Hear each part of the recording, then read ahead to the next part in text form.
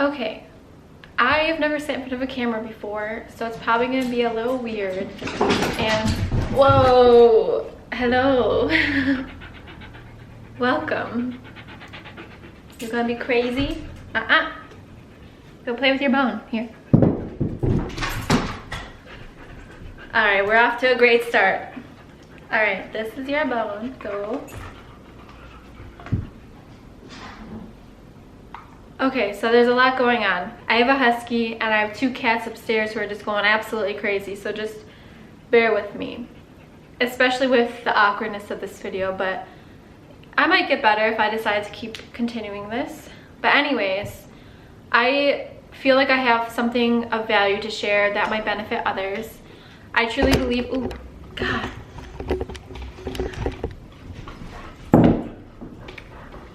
Sorry about that. This is a little rough already, but it's my life in a nutshell, so I can't really do much.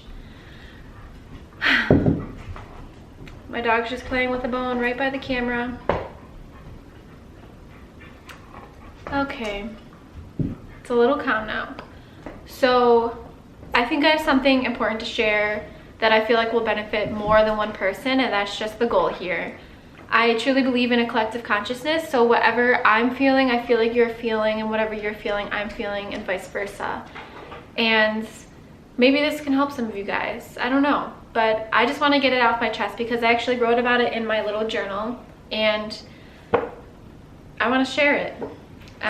So basically, I'll give you a little background. I have been working at this place for about a year now, and I've been moved around. I went from a waitress to this entirely new business that I've never even considered. I basically got recruited while being a waitress, and the opportunity sounded too good to be true because the money was extremely different compared to being a waitress. So I didn't take the offer at first, and it wasn't until my husband really started telling me how good of an opportunity it could be, and if it didn't work out, I just quit. It's as easy as that. So I decided to take his advice.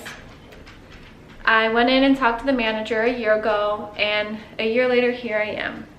So I started at this one position that I was hired for, and the owner of the business wanted me to move on to do something else, and he promised a higher pay and this and that. And I was resistant because I was comfortable where I was at, but he's the big boss, so in the end, I don't really have a say in anything. So I started this new position there, and the entire time I just felt out of place. I didn't feel like I knew what I was doing. I was with other people doing a job that they had decades of experience under their belt. Ooh. And I hardly was in the business, and I was just in there not really sure of what I was doing, wasn't sure of myself, my work, and it really reflected. I wasn't the best employee. I'd show up late. I just had, it's how it always is when you start something new. It's rough. So after a while, I did get a little bit better. As usual, that's what happens when you keep showing up to do the same thing. You do get a little better, so it's always good.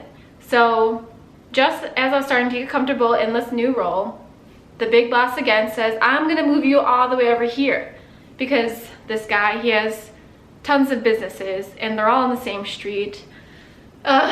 It's chaos. He could do whatever he wants. He's the big man. He has tons of little buildings, sends whoever, wherever, whenever he needs them.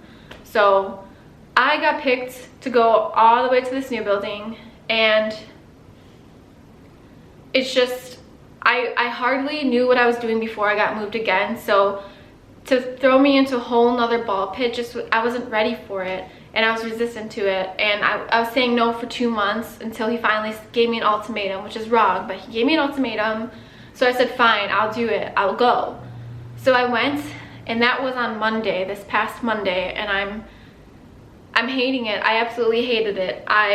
It's so slow. There's no work for me to do there, and I feel like I have so much downtime, and I know a lot of people might like that about a job, but I like to be kept busy. If I'm getting paid to do something and I'm just sitting around, at first it will be nice. I can go off, hide in my car, do whatever, or just scroll on the internet. But after a while, I really felt like my time was getting wasted, and I felt like I could be doing more. I wanted to do more. I felt like I have potential in me to be able to do more than just sit around, you know? I mean, I'm getting paid, I might as well show up to do the work, but there was nothing for me to do there. So I really started to get upset, and I mean, this just happened this past week, and I haven't been happy working for this man for the past couple of months. So this is just the tipping point, basically. And I kept complaining and complaining, and I wasn't doing anything about it. I mean, my husband gave me a job opportunity with one of his clients, and I didn't take it. I was at Victoria's Secret the other day, and the general manager offered me a job, and I didn't take it. So I'm having all these things thrown my way, and for some reason I'm just stuck in the same terrible, uncomfortable position, not wanting to go but not wanting to stay. It was hard, and I don't know, it finally was getting to me outside of work. I was bottling it in, just journaling my feelings away, and I finally started reaching out and talking about how I felt to people other than my husband, my poor little husband, who always gets the butt end of my complaints. And so yeah, I finally reached out to one of my best friends and said what was going on. I reached out to my mom, who's also one of my best friends, and I told her what was going on, and they basically had the same input of advice. And that's what I wanted to share with you guys. I think it really gets you thinking. And basically what they said was, I mean, people, I don't have an end in mind. So I'm working right now at this job, and I don't know what's coming after this, because I'm not going to school, I don't have any kids, I don't have any sports, I don't have a large group of friends, I don't have anything really after this job. So I don't have a vacation to look forward to. I don't know what that end is. So for example, if I was planning to go to school, say next spring, I can say, okay, I just have to stick it out for a couple more months, because in spring I'll go to school, and then after school I'll have this career that I love. But I'm not doing any of that. I'm just working, and tomorrow I'm gonna wake up and go to work, and the next day I'm gonna wake up and I'm gonna go to work, and I'm sitting in the same spot and I'm not happy, and I'm doing it over and over and over again, and I don't know what's after this. And that's my problem, is that I don't have an end goal in mind, I don't have an end job in mind, I don't have something to look forward to. And what they were saying is I might not be able to see what is at the end of my tunnel. I might not know what all of this means, what it's going to lead me to, but something is there. There's always something to look forward to, and I might not have a physical proof of what is going to be at the end of my tunnel, but I just have to be rest assured in the fact that there is something there. And it doesn't make sense now, but whenever I get from that moment, from here to here, I'm gonna look back and think, okay, yeah, I definitely had to be uncomfortable at this job, because now I'm here and now I'm happy, and now this all happened to put me where I'm at. And it's really hard. I mean, it's really easy to get lost in the fact that there is something else out there when it just feels so draining, and it feels like every day is in the same. What makes tomorrow, why would tomorrow be any different? What makes next week any different? But there's always something, and the least I can do is start brainstorming what I want that something to be. I mean, I have a lot of hobbies, and I'll get home from work and I'll be so distracted or tired, or I'm just scrolling on my phone, which is a waste of time, and I could be doing something that is beneficial for myself, whether it's reading a book or taking my crazy ass husky on a walk, playing with my hobbies. Like, I like to play with paint and draw, and there's so much more I could be doing, and I just have to focus and really hone in and start living with intention on what I want my life to be. Because ultimately, your life is your artwork, and you shape it and mold it however you want it to be. And it might not seem like that now, because you might be stuck in a phase where nothing makes sense, but life is all about the phases and the cycles. The phase you're in now might be, it might feel way too long, or it might be flying by. Just, you're not ever gonna stay happy, which sounds sad and morbid, but you're not always gonna stay sad either. I'm actually going to try to read something from my journal that I wrote to give me a little bit more structure, because I think I'm rambling at this point, but it makes sense to me. Does that ever happen to you? Let's see, what should I'll just start reading a really long excerpt. excerpt. I may not be able to see the outcome of this, the evidence that this discomfort was an important step, but something is at the end of my tunnel. There always is. It's natural to want to make sense of certain situations, but that's the beautiful chaos of life. It's a never-ending treasure hunt. We can never remain permanent in our situations or environment, both bad situations or good situations. Some phases take longer than others, or they fly by faster than others. Ultimately, we hardly have a say in the grand scheme of things. We can change our belief of our feelings towards what we are being dealt. So, for example, my belief, I hate my job, and this is my truth because I believe it to be true. That's what belief is. It's whatever you believe to be true, both good or bad. Whether I have a great job, that's true because you believe it. I'm not good enough. That's true because you believe it. It's all up to you to change your mindset. So if you're telling yourself you're not good enough, you got to switch it. Just tell yourself every single day, I am good enough. And it might seem like a lie at first, but over and over and over, repetition of telling yourself that same truth, it's going to become true because that's what belief is. It's whatever you believe to be true. I hope that makes sense. But anyways, for example, I hate my job. You have two options that are under your control. Change your attitude or your belief, or change your environment. So changing your environment, obviously, quit. I can easily just quit. Or by changing my attitude / belief, it's really a matter of rephrasing. So change it to, instead of I hate my job, just remind myself that this job is temporary. I might not adore it, but I am grateful I make the money I do. I am grateful it allows me to take care of my family. This job is not so bad.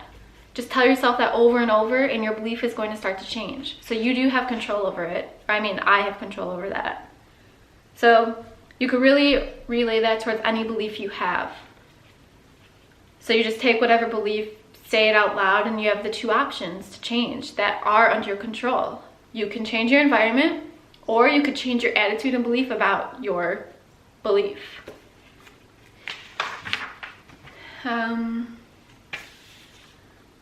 We have more control than we give ourselves credit for. Ultimately, the problem is not our external problems. Our problem is how we internally react to these external problems. We might not be able to control or prevent the external problems, but how we react is in our total control. It might not seem like it at first, especially when the change is so sudden. And I wrote this little chart out. It's really hard to see. Basically, you're level, you're happy, and then at this little point, a change happens, something to disrupt your happiness, and you start to go on a downward cycle. So you're angry and you're sad and you're confused, which is the step 3. And then the little end, you finally come to an understanding, you start to take control of your feelings, and that's when another change happens. And then you go upwards, you start getting neutral, you're in limbo, you finally accepted how things are, and you're waiting and waiting for the next little event to make yourself back normal or happy or whatever. And that's where this change happens, and then you're happy again, and then it just repeats and repeats. That's how it always is.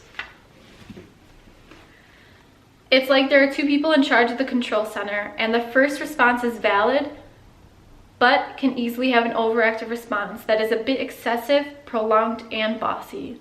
Once the second in charge realizes that it is not of best interest to be in the overactive response mode for all of the time, that is when things start to pass. The red flags go back down, the control center becomes a control center again, and one realizes whatever is going to happen will. So we can all panic and worry and question our existence, or we can go neutral and realize you're in it for the ride, worrying or not, whatever will be will be. So why make the ride bumpy, chaotic, and reactive? We'll all get there just the same. Allow it to come and to go, not only our feelings, but also our current phases in life. So that's what I wanted to talk about. Maybe it'll help someone, maybe it won't. I just felt like it deserved a spot in a space other than my little journal, and I finally broke out my camera that I've had for a year that I hardly ever use, that I think it's time now. in all my chaotic imperfections, I decided to sit down and make a video because you can't control that shit. I mean, I'm breaking out, I'm on my cycle, and this always happens to me. I have dog fur all over my shirt.